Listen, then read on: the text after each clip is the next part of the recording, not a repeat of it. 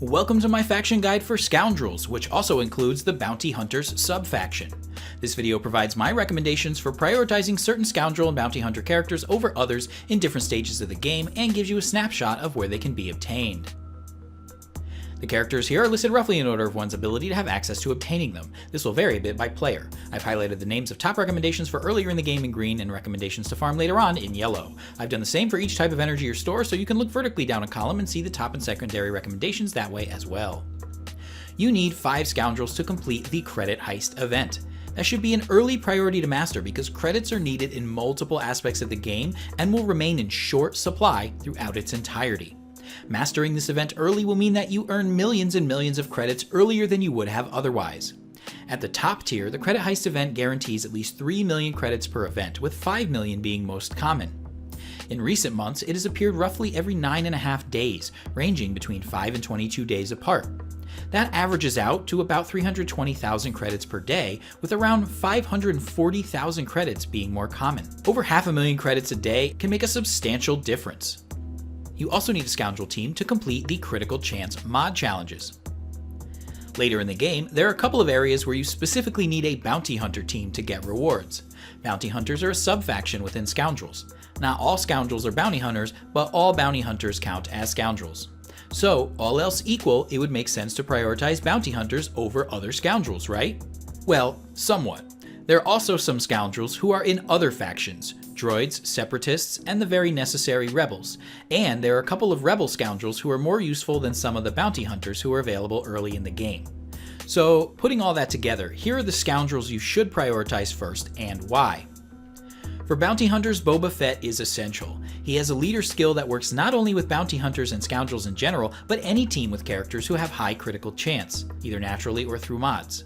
He's also currently the only farmable Scoundrel with a ship, and he's available fairly early with 2 different forms of currency. These are why Boba's a no-brainer. My second Bounty Hunter pick would be Dengar, because he's also a good Bounty Hunter leader and one who's relatively effective at keeping Bounty Hunters alive across multiple stages. However, he's only available in the guild store, where you will likely have competing priorities, and where you will have to wait for Dengar to rotate in and out periodically, which makes him a somewhat tedious farm.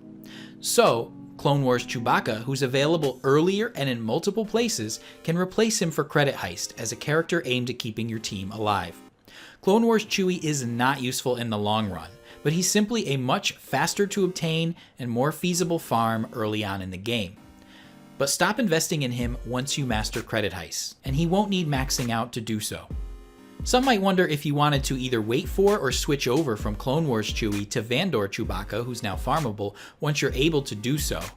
But you can be much closer to achieving your Credit Heist goals with Clone Wars Chewie by the time Vandor Chewie becomes available. Plus, you can also use Clone Wars Chewie as a leader, unlike Vandor Chewie, and Vandor Chewie doesn't really have any essential uses elsewhere in the game. So I would stick with Clone Wars Chewie. Now, Lando, Stormtrooper Han, and Captain Han are the 3 Scoundrels who are also rebels. They're all solid performers and can be used in rebel events as well, including obtaining Emperor Palpatine and the Tenacity mod challenges. Unfortunately, Captain Han is not available till very late in the game, by which point you will not need him to complete Scoundrel or rebel events. But Stormtrooper Han, and especially Lando, are available early and quickly. And Stormtrooper Han will further be needed to obtain Commander Luke Skywalker. Therefore, these 2 are my non-Bounty Hunter Scoundrel picks. I'd round out the 5th spot for Credit Heist with IG-88, who's both a Bounty Hunter Scoundrel and a Droid Scoundrel. IG-88 is a top performer for both factions.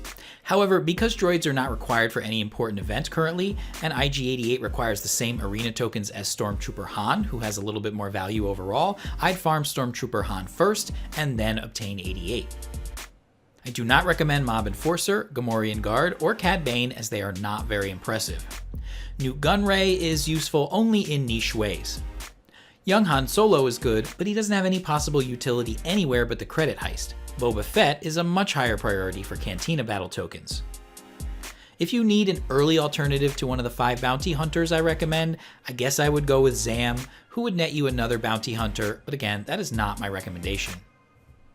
If you're curious, the team I used for Credit Heist was Clone Wars Chewie, who served as the leader, Boba Fett, and IG-88, along with unfortunately, Cad Bane and Gamorrean Guard. Lessons learned.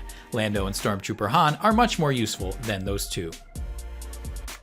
Later on in the game, Bossk is excellent, but he's unobtainable until very late in the game, and it takes a long time to farm him. However, he would make a perfect 5th and final bounty hunter at that time. Greedo, whose farming details were shown a bit earlier, could fill in the remaining slot in the time between getting IG-88 and Bossk. But if you ended up with a different bounty hunter instead, Zam or another, then you'd likely be fine with that person instead of Greedo, although I think then Boba, Dengar, 88, and Bossk would have to be a little stronger to compensate for replacing Greedo with a different bounty hunter.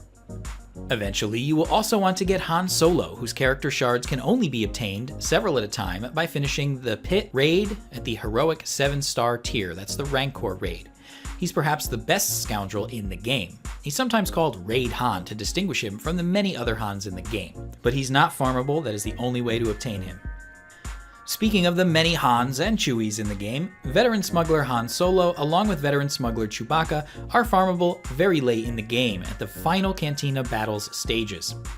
They are needed to obtain Jedi Training Rey, but it takes months to farm them and they have no significant utility elsewhere in the game, so hold off on farming them. Besides Vandor, Chewbacca, and young Han Solo, whom I mentioned earlier, there are 4 new Scoundrels from the movie Solo: A Star Wars Story: Enfys Nest, L337, Kira, and young Lando Calrissian.